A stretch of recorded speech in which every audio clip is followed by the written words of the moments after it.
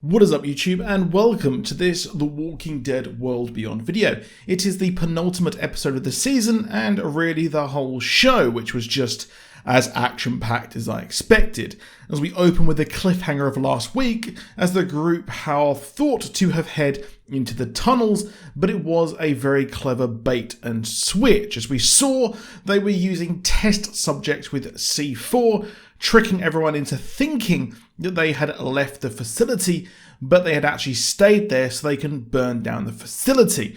It did seem like a weird one, as I would have thought that Jadis would have searched every single room, nook and cranny, but well, they were just chilling there until they can make a bargain deal.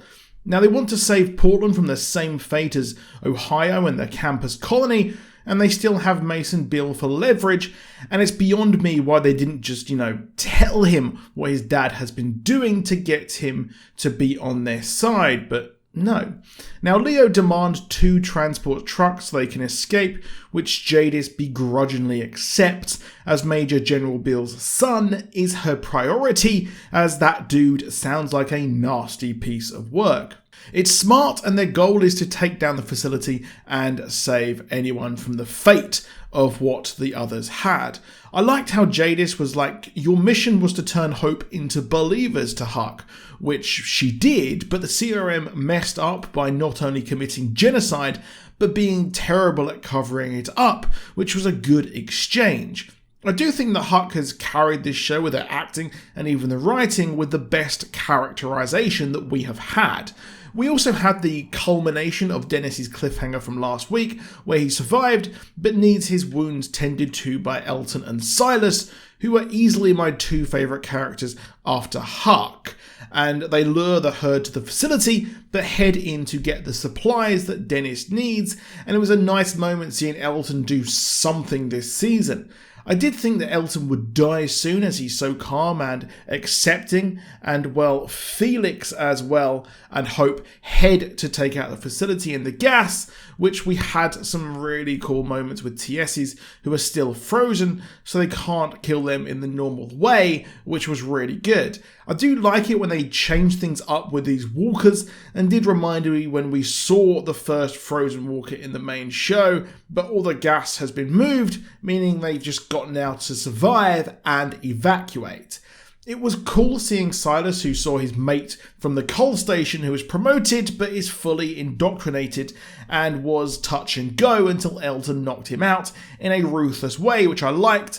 And despite Percy stealing his scenes this season, Elton has been superb in the minimal scenes and real low stakes moments that he has had. The Jadis and Huck dynamic was also really, really great, as we know that Huck is a turncoat but so good at tricking Jadis, who has been played for a fool. Leo and the scientists got out, and it seems earlier who we have the rest left to bargain using Beale, and we get a nice little showdown. The season has been wildly different to the first in quality, with the tension ramping up each episode, and this standoff is no different, as we not only got CRM reinforcements coming, but thousands of walkers are on their way or already there. I did like the moment with Elton and our boy Silas escaping in the globe thing, which reminded me of Dead Rising. And well, we have Felix and the crew eventually winning, but at what cost, as Percy is killed in possibly the worst bit of acting and editing and direction I have ever seen. Iris doesn't realise he's killed until like the last moment, and is so wooden, more so than Lucille. It's a shame, but he's been nothing but a simp here the whole season, trying to kill Huck, and no resolution, just dies. Remember kids, don't simp. As they drive off, leading Huck with Jadis, and Jadis now knows that, well, she's trusted the wrong person.